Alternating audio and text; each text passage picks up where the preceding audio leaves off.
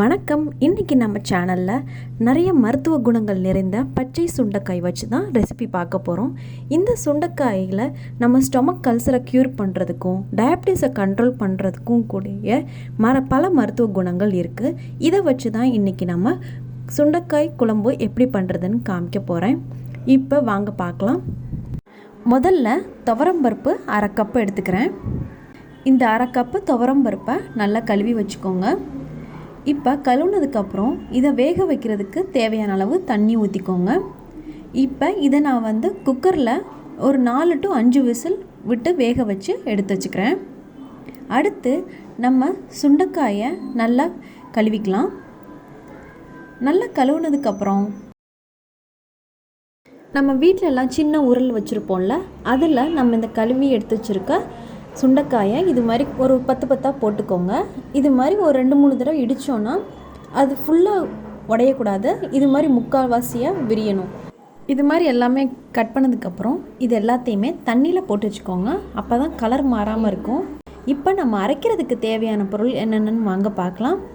இதுக்கு நான் 2 பீஸ் தேங்காய், 1 டீஸ்பூன் அளவுக்கு கடலைப்பருப்பு, 1 டீஸ்பூன் அளவுக்கு தனியா, 1/2 டீஸ்பூன் அளவுக்கு பெருங்காயத்தூள், 6 சிவப்பு மிளகா. முதல்ல நம்ம கடாய் சூடாகட்டும். எண்ணெய் சேர்க்காமல் நம்ம ட்ரையாக தான் இதை வதக்க போகிறோம். இதில் தேங்காய் மட்டும் சேர்க்காமல் பெருங்காயத்தூள், சிவப்பு மிளகா, கடலைப்பருப்பு, தனியா இது எல்லாத்தையுமே மீடியம் ஃப்ளேமில் வச்சு பொன்னிறமாக வதக்கணும். இப்போ பாருங்கள், எல்லாம் பொன்னிறமாக வதக்கியாச்சு. இப்போ நம்ம மிக்ஸி ஜாரில் சேர்த்துக்கலாம்.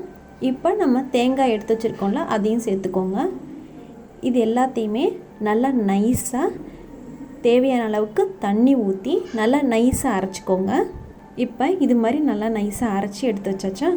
இப்போ நம்ம கடாயில் 1 டேபிள் ஸ்பூன் அளவுக்கு எண்ணெய் சேர்த்ததுக்கப்புறம் 1/2 டீஸ்பூன் கடுகு நல்லா வெடித்ததும் 1/2 டீஸ்பூன் அளவுக்கு பெருங்காயத்தூள்.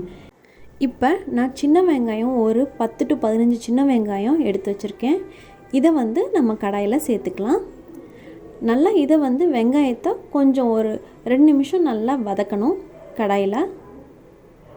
இது நல்லா வதங்கினதுக்கப்புறம் ஒரு 2 நிமிஷம் நம்ம கட் பண்ணி எடுத்து வச்சுருக்கோம்ல பச்சை சுண்டைக்காய், அதையும் இப்போ நம்ம கடாயில் சேர்த்துக்கலாம்.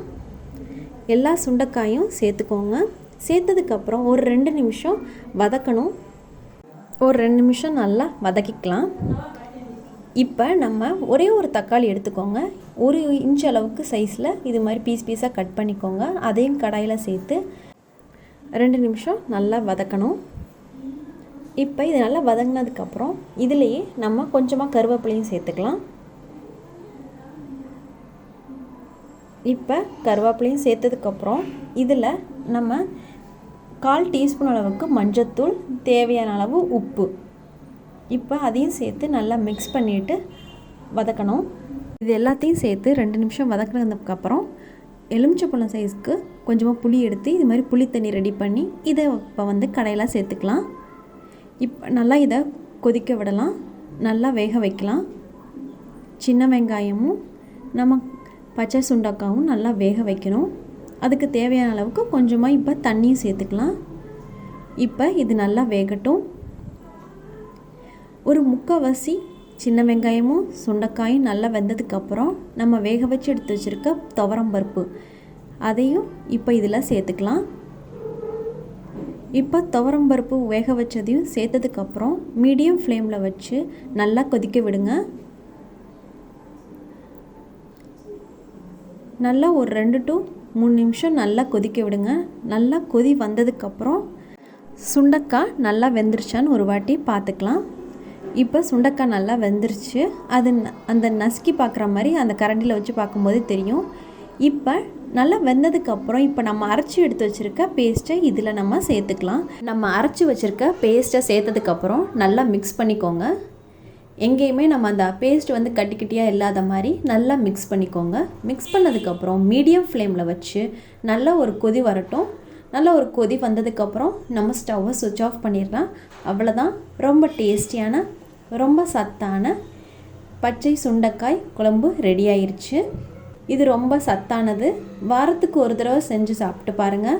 இந்த ரெசிபியை ட்ரை பண்ணி பாருங்கள். மறக்காமல் லைக் பண்ணுங்கள், ஃப்ரெண்ட்ஸ்க்கு ஷேர் பண்ணுங்கள். நம்ம சேனலை இது முடி சப்ஸ்கிரைப் பண்ணாதவங்களா இருந்தால் மறக்காமல் சப்ஸ்கிரைப் பண்ணுங்கள். வீடியோ பார்த்ததுக்கு ரொம்ப நன்றி.